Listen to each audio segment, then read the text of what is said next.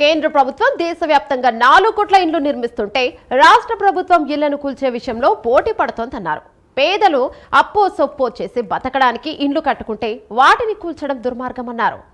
రేవంత్ పనితీరు మారకపోతే రాష్ట్ర ప్రభుత్వాన్ని ప్రజలే కూల్చివేస్తారన్నారు. మున్సిపల్ ఎన్నికలు కాగానే రైతు భరోసా వేస్తానని చెప్పి నేటికి ఇవ్వలేదు అన్నారు. కాళేశ్వరంపై విచారణ చేయకపోతే కేంద్రానికి లేఖ రాయాలన్నారు. రేవంత్కి ఓవైసీకి ఎక్కడ చెడిందో చెప్పాలన్నారు బండి సంజయ్. అంతకు ముందు సీఎం రేవంత్కి రైతు భరోసాపై లేఖ రాశారు. మీకు మొదటి నుంచి ఇప్పటివరకు కూడా కూల్చివేతలే. ఇది కూల్చివేతల ప్రభుత్వం. ఇది ఇలా ప్రజలందరూ తెలంగాణలో రాష్ట్ర ప్రజలందరూ కూడా కష్టపడి చిన్న చిన్న ఇల్లు కట్టుకున్న ప్రజలందరూ కూడా ఇబ్బంది పడుతున్నారు. మా ఇల్లు ఉంటారా కూల్తారా, ఎప్పుడు ఏం కట్టించి ఏం కూల్స్తారో వదిలేదు.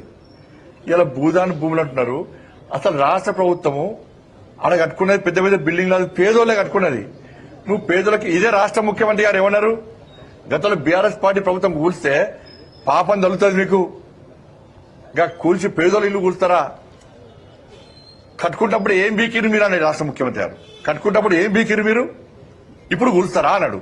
నేను ఇప్పుడు అడుగుతున్నా, ఇప్పుడు కూల్చడానికి కారణమేంది? ముఖ్యమంత్రిగా లేనప్పుడు ఒక మాట, ముఖ్యమంత్రి ఉన్నప్పుడు ఒక మాట. పేదోళ్ళు ఇల్లు కట్టుకోవద్దా, పేదోళ్లకు సొంత ఇల్లు ఉండద్దా? ప్రధానమంత్రి ఆవాస్ యోజన కింద 3 కోట్ల ఇండ్లు కట్టాం, 4 కోట్ల టార్గెట్ పూర్తి చేసుకుంటున్నాం. 4 కోట్ల ఇండ్లు కట్టించాం మేము.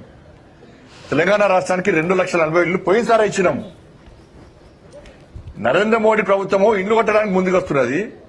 దానికి సహకరించకుండా కాంగ్రెస్ పార్టీ ప్రభుత్వమే ఇండ్లు కూర్చడానికి పోటీ పడుతున్నది.